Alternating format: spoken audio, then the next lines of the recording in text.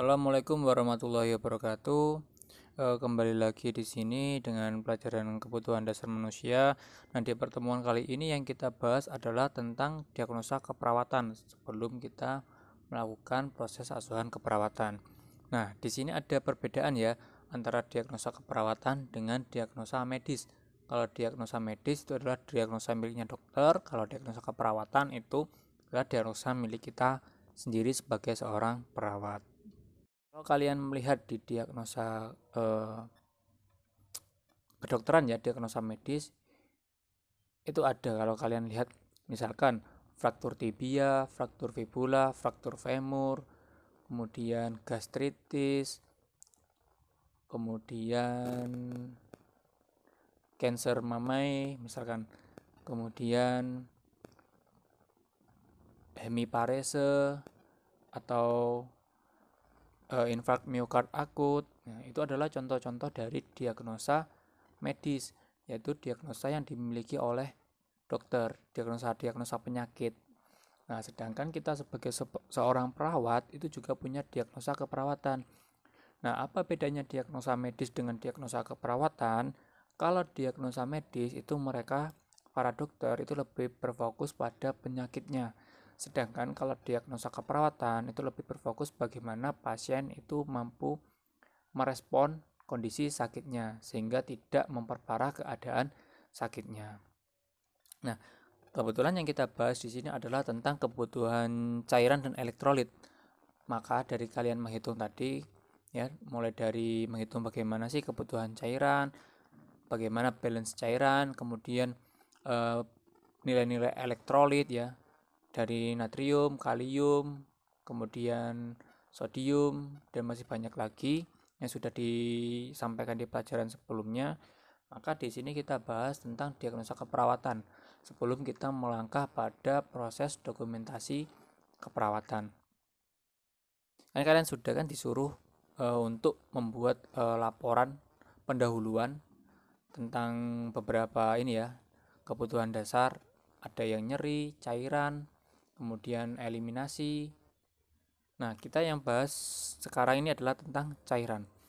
Nah, di dalam materi ini ya, kalau kalian lihat ini adalah cuplikan atau bagian halaman dari buku Nanda Diagnosa Keperawatan atau Nanda 2018 sampai dengan 2020.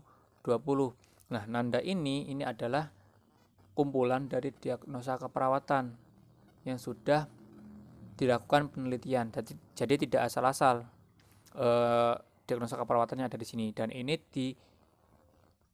dibuat atau ditujukan kepada seluruh perawat yang ada di dunia.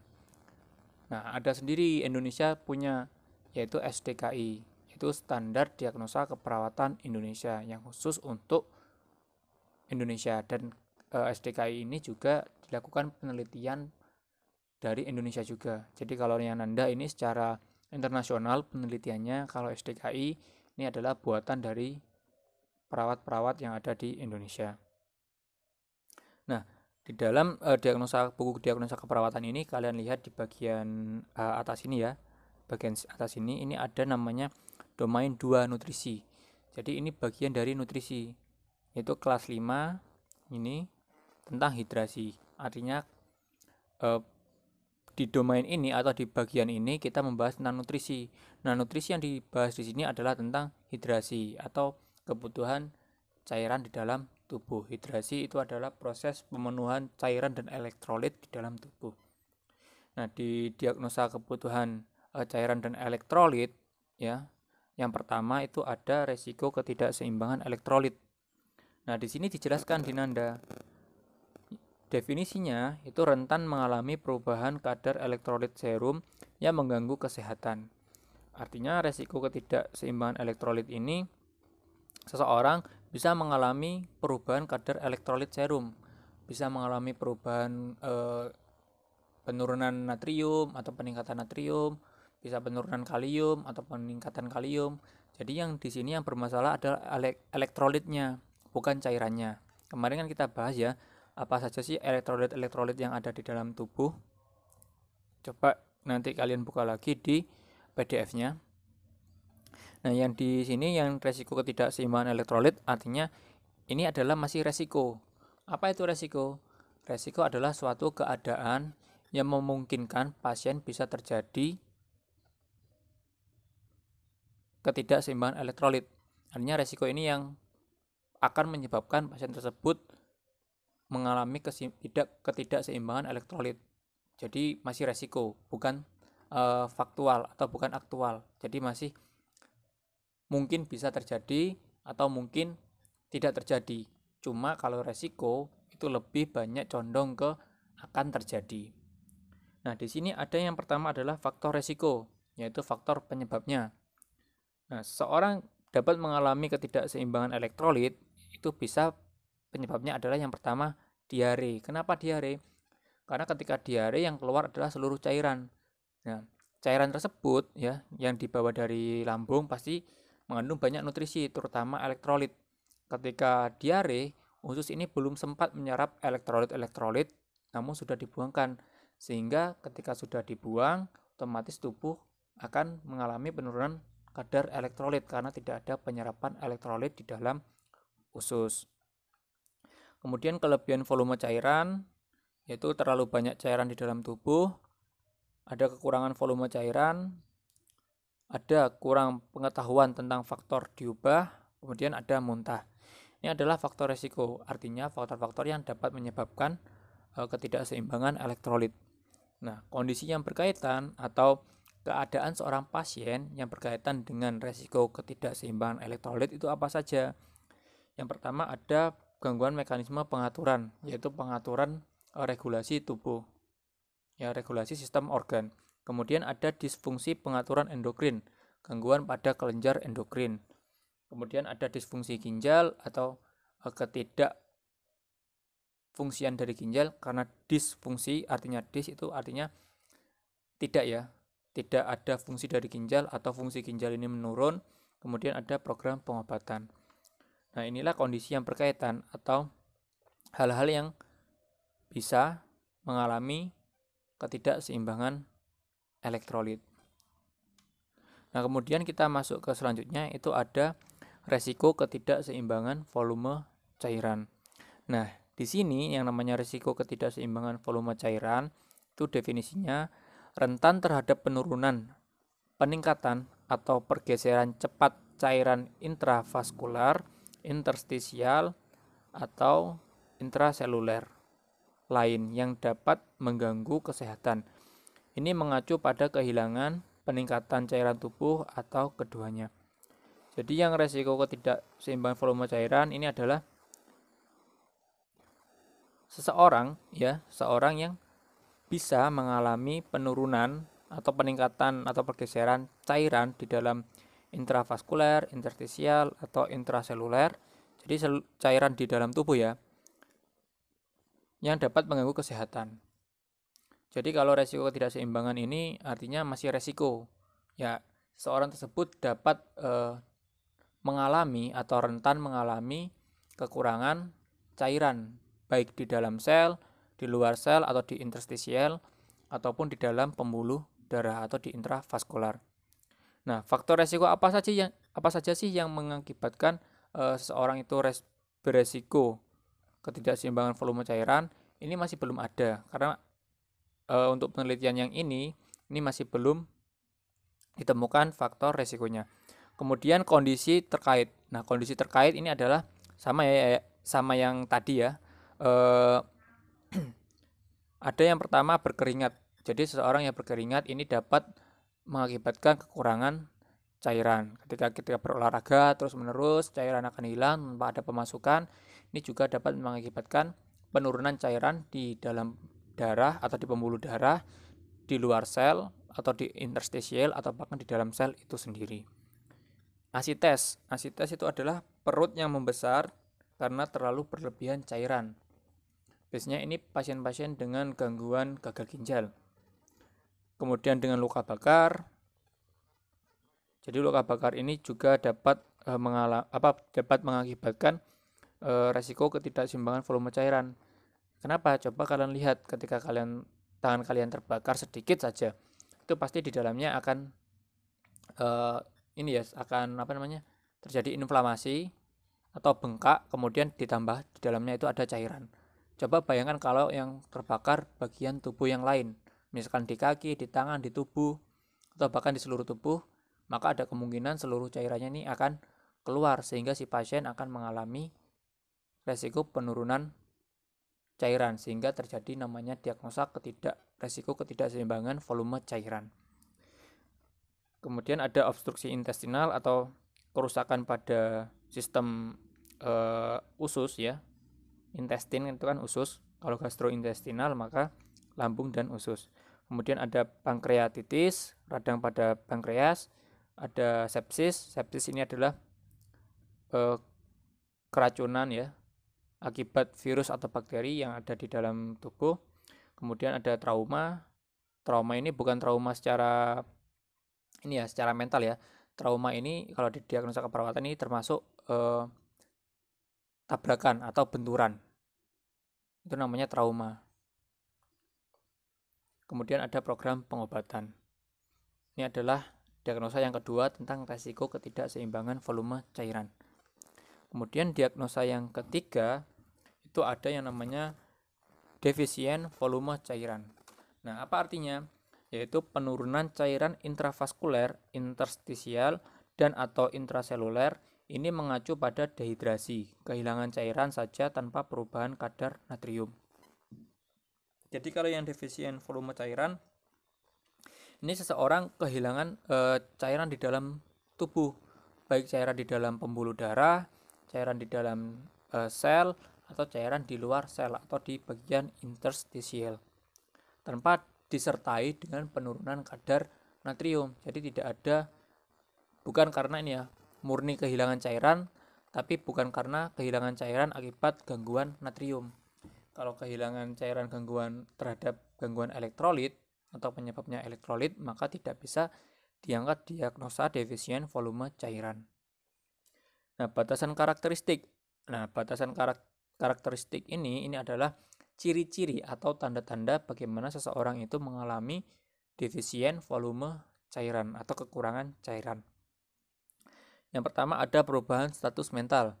Jelas ketika terjadi volume cairan, maka status mental itu akan mengalami perubahan.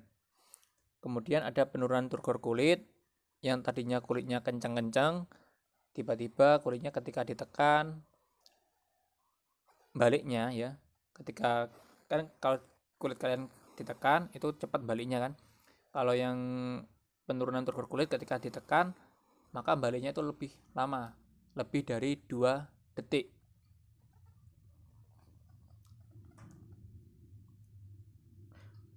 Kemudian ada penurunan tekanan darah, tensinya menurun, penurunan tekanan nadi, nadinya menurun, penurunan volume nadi yang tadinya misalkan kalau yang kalian lihat ada otot-ototnya kan kelihatan ya, otot-ototnya ketika tiba-tiba ototnya ini pembuluh darahnya yang kelihatan ini mengecil.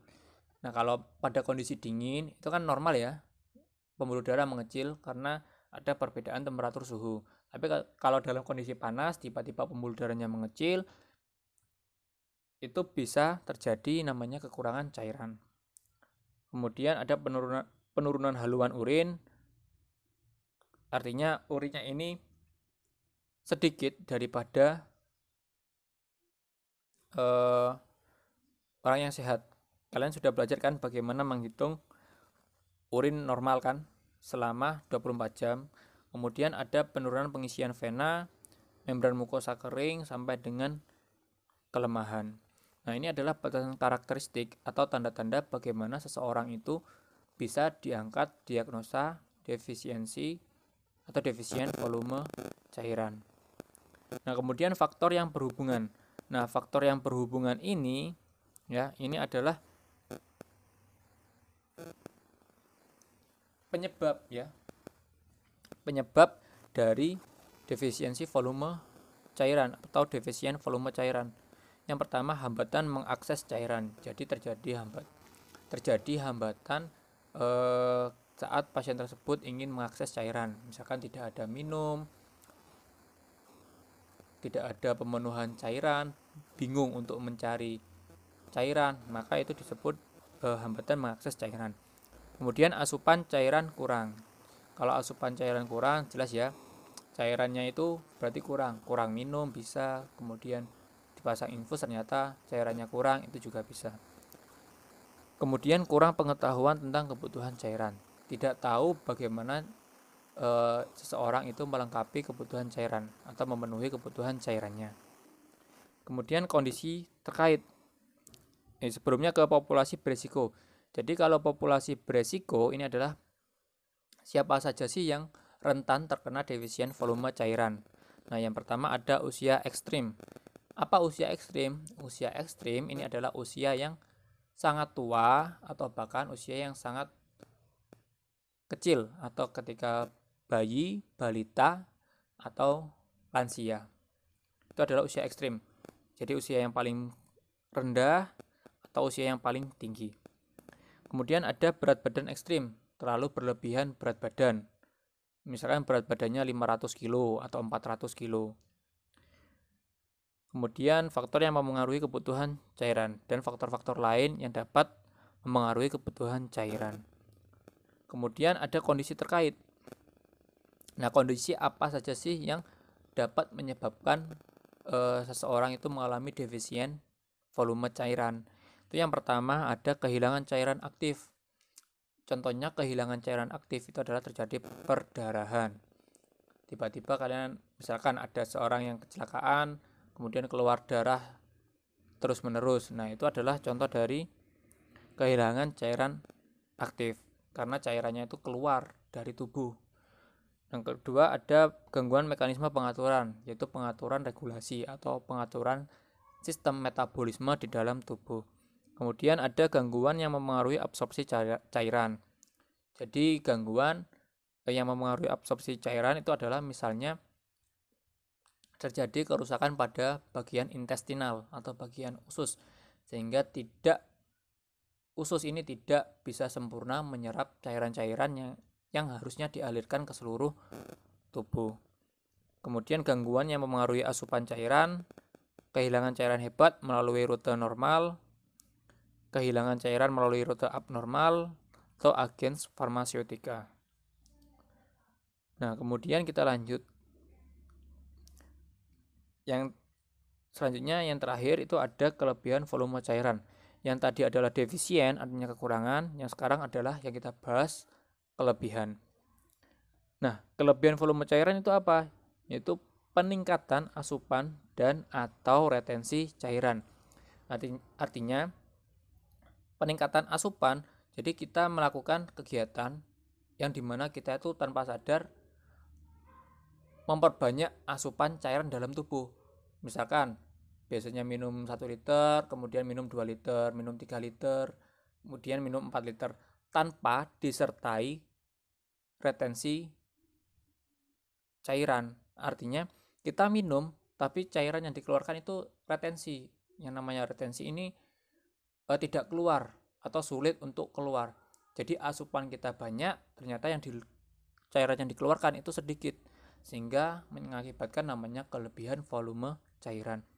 Nah, batasan karakteristik artinya tanda-tanda apa saja sih yang bisa diangkat atau yang bisa dinyatakan bahwa seorang pasien itu mengalami kelebihan volume cairan. Yang pertama ada bunyi nafas tambahan. Ya, bunyi nafas yang abnormal.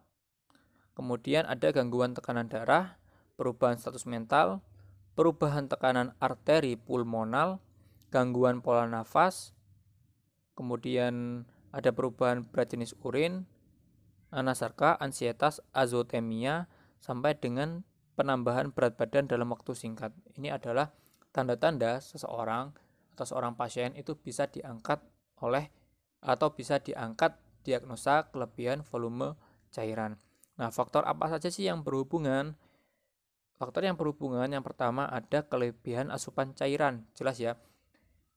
Kalau kita kelebihan asupan cairan artinya kita melakukan intake atau pemenuhan cairan terlalu banyak, itu bisa mengakibatkan kelebihan volume cairan.